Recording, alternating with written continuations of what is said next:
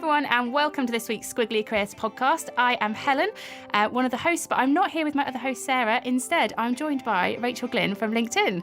Hi. Hello. Nice to be here. Let's start with your job, and then I'll Sure. talk about why Rachel from LinkedIn is on the Squiggly Careers podcast this week. Sure. So I have been at LinkedIn for about 3 years, and I was previously in marketing, and I am now currently working as a client solutions manager consulting large tech companies on how to best create content for LinkedIn and how to use it for their marketing purposes. Brilliant. Okay, and the reason that Rachel is here, other than the fact it's a very interesting job, is because we had a listener request for a bit more information on how to get the best out of LinkedIn in your career.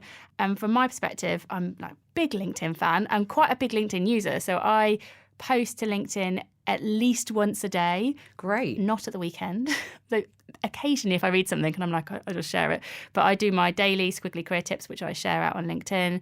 I find it to be a brilliant way of staying in touch with people and connecting with people. So I have found it really, really useful in my career. But I thought in response to what our listeners wanted, rather than me just going, here's 5 ways I use LinkedIn, which may or may not be the best ways to use LinkedIn, we would get somebody who's much, much more expert in how to get the best out of LinkedIn. Fantastic. Yeah, it sounds like you're using LinkedIn in the way that we intend for it to be used by members that join. It's a way for you to build your personal and professional brand with your network, but also with your potential network of people and how you want to be represented from a professional capacity. So in terms of whether or not that's for your own personal business or side project that you've got, or whether it's for your career at a larger company. So I love that idea of your potential network. I think a lot of people just think, it's for the people that I know, but actually using LinkedIn as a way to, I mean, we're going to get onto this, but maybe build your brand so that it might attract other people who want to follow you or to engage with you. Yeah. It's a really interesting way of thinking about it. Yeah, exactly. And it could even be a potential employer. Someone could stumble across your profile and see the way that you've represented yourself and talked about your skills or talked about your interests and reach out to you and maybe want to then pursue recruiting you. So I think that it's always important to bear that in mind when you're thinking about how you build your personal brand and your profile on the platform. So we did a very light survey, light market research using Instagram for a part of our community to ask them how they used LinkedIn and also what would really help them in their careers. So 100% of the people polled had a profile on LinkedIn. So that's a good start. Yes, win. I was quite surprised. 80% of people went on LinkedIn every week, which I thought was higher. I don't know how it compares to your data, but that I thought was really good. 70% of them had updated their profile in the last 6 months. Bearing in mind that our audience are people that are really into careers. Yeah. So. Yes, that's what I was going to say. These percentages are probably a higher representation based on the focus of what you guys talk about.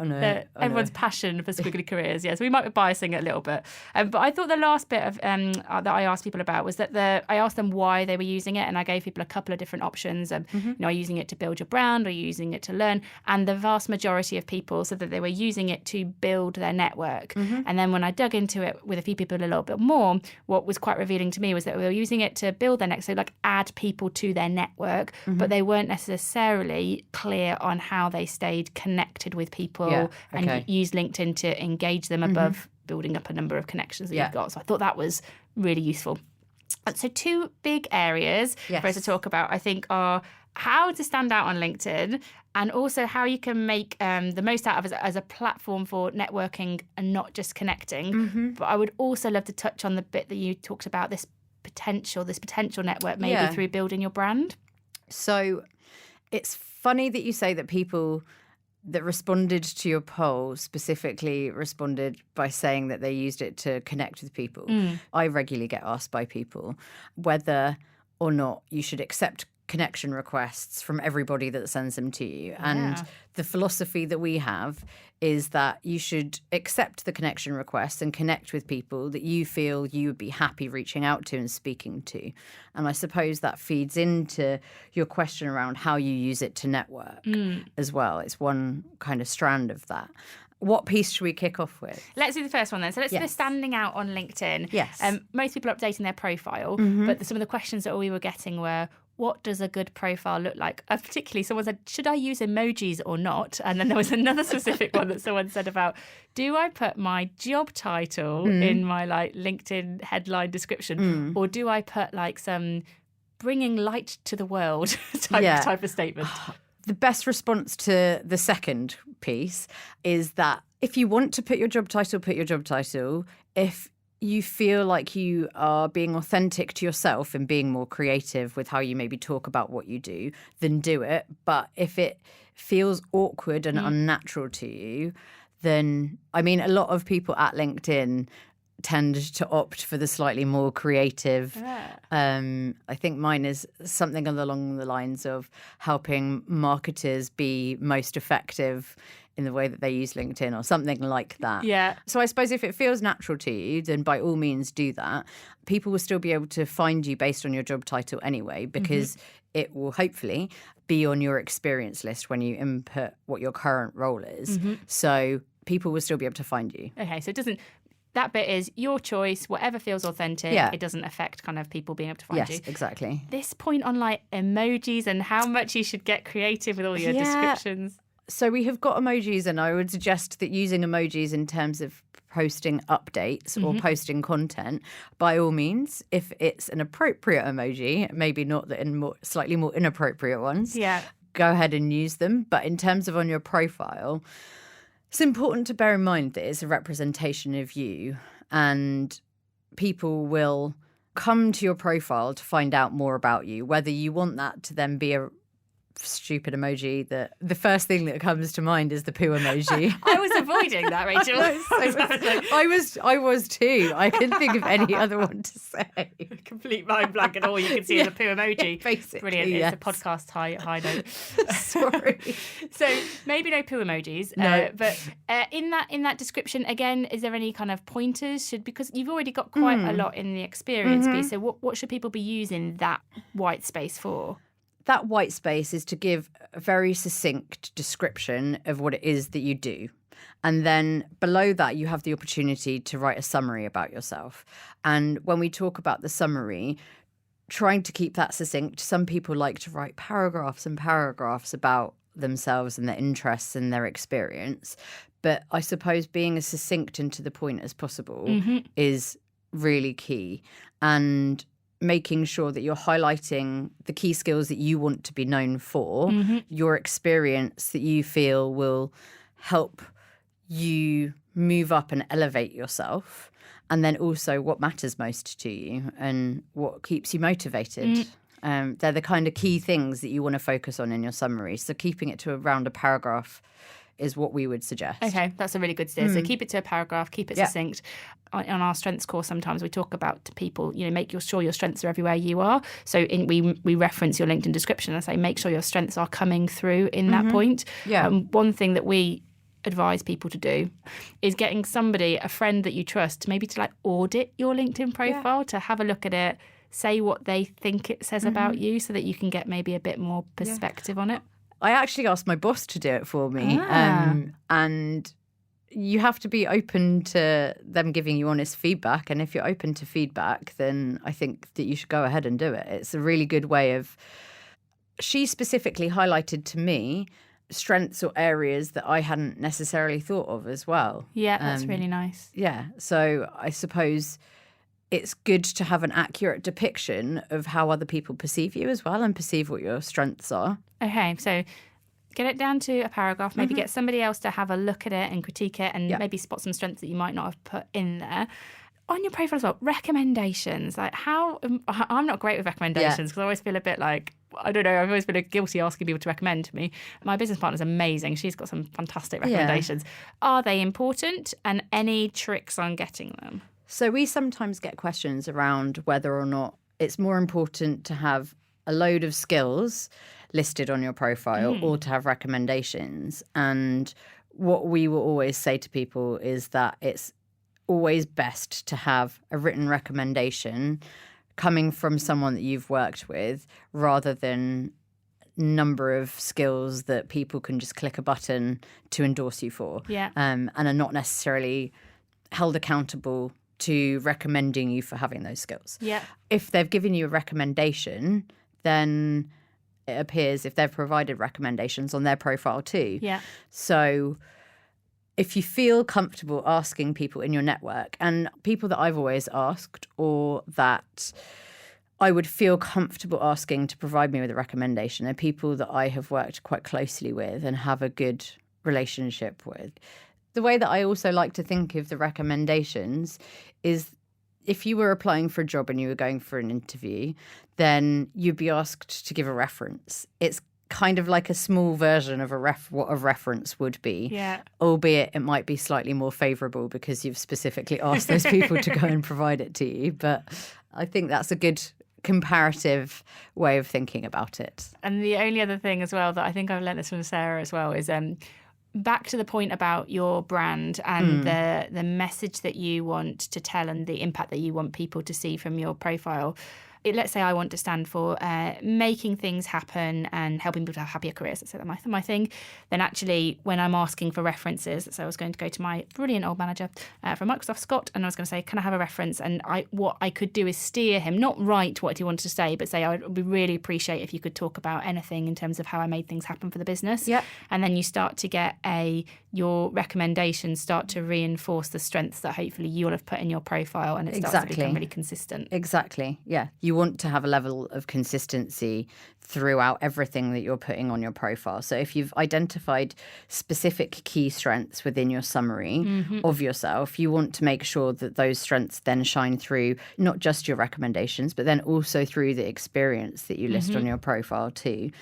And that, I think, then should help shape the basis of what your profile eventually looks like. You make it work towards those key strengths and those areas that you want to identify.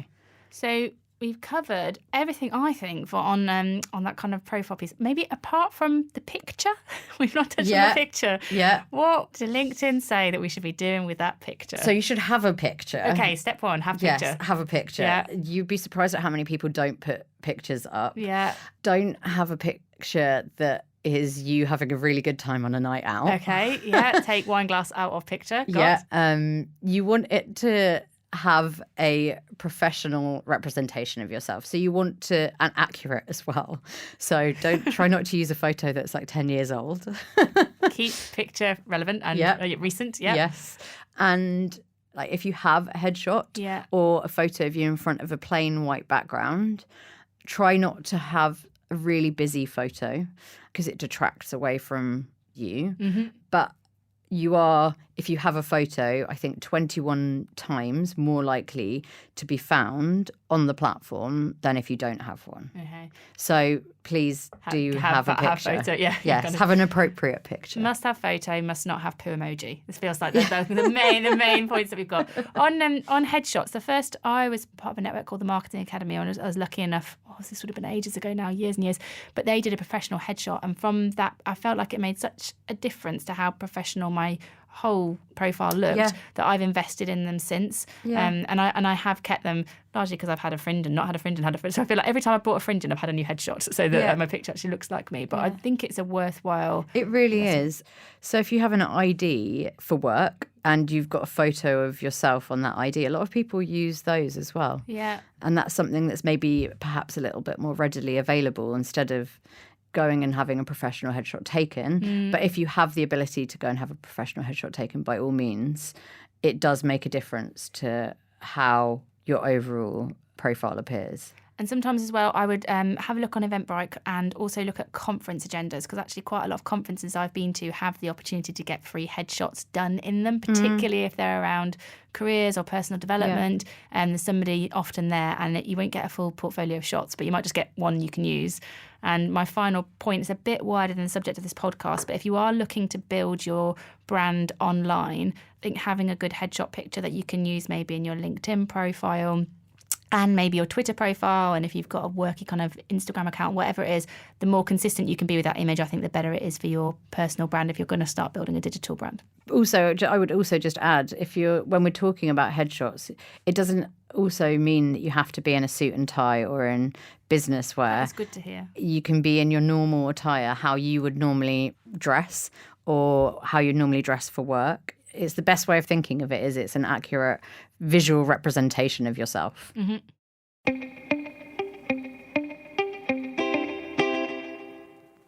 So let's go on to this point then about LinkedIn is more than just connecting. It's about networking. But a lot of people seem to me, when they were engaging ahead of this podcast, they were like, I'm really good at building connections. I connect with people when I see them, but I don't know how to keep them fresh and active. Yes. So in terms of keeping things fresh and active, I suppose a lot of it comes down to timing. So different people will be relevant to reach out to or to continue conversations with at different times of your career.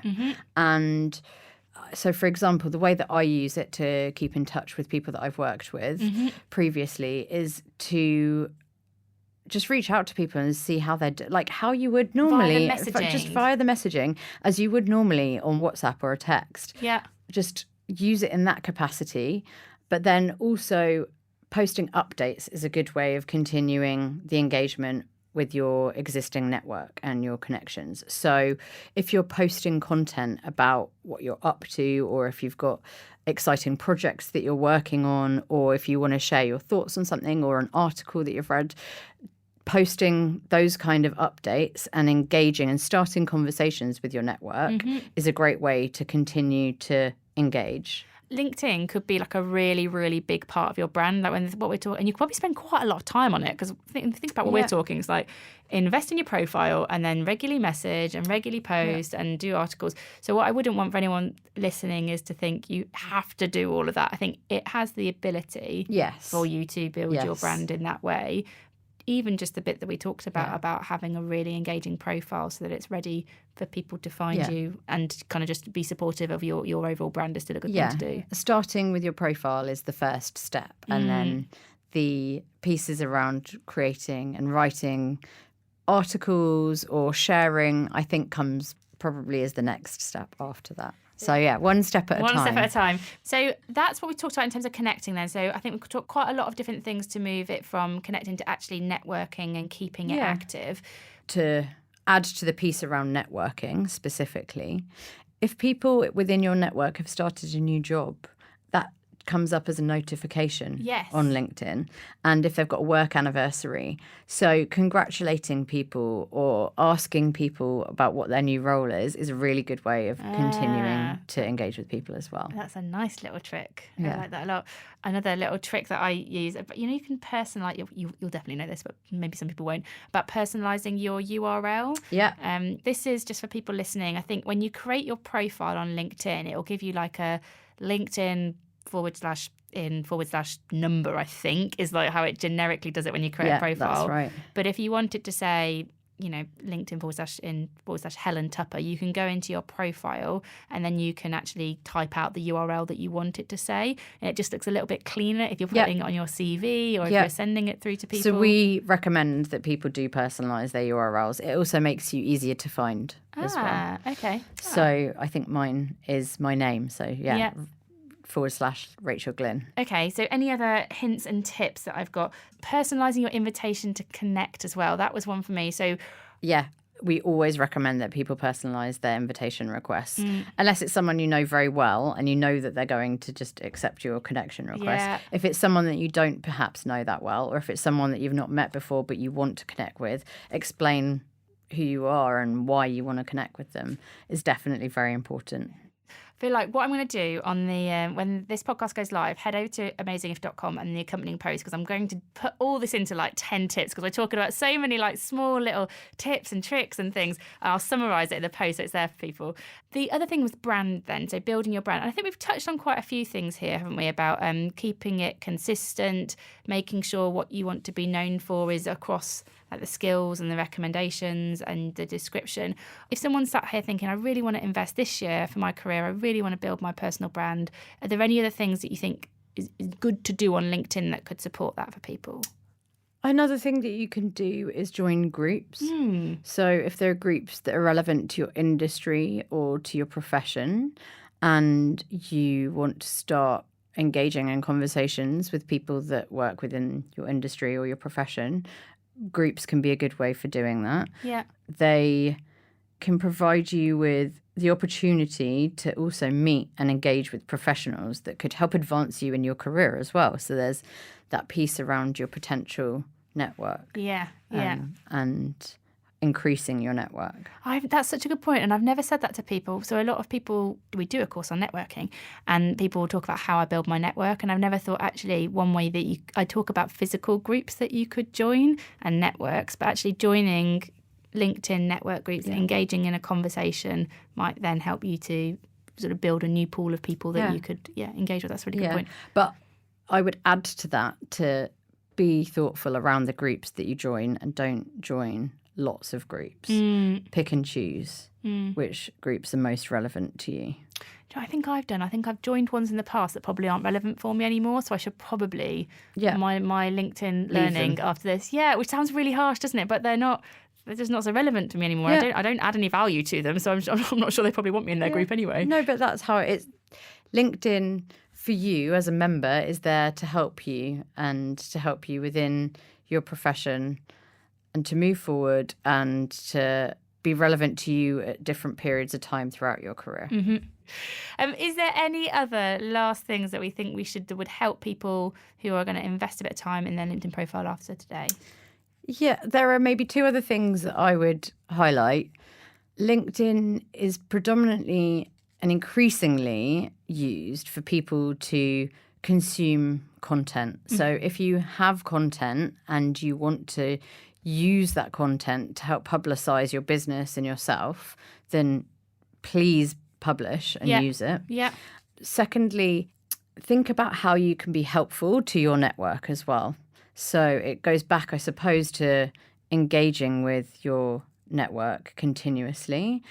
People might reach out to you, or you might think something may come to mind of how you could help someone. Use LinkedIn to help people with their careers, or help your network with their careers, and then you will hopefully also receive that back. I love that point, actually. On our networking course, we call networking people helping people. Yeah. And all LinkedIn is an extension for how you can do that. And if people are listening and thinking, well, I don't know how to help people, it can be as simple as you love reading, and there are books that you think might be relevant to people about data analysis or stuff that I might read on psychology, and you might do a quick book summary as a post.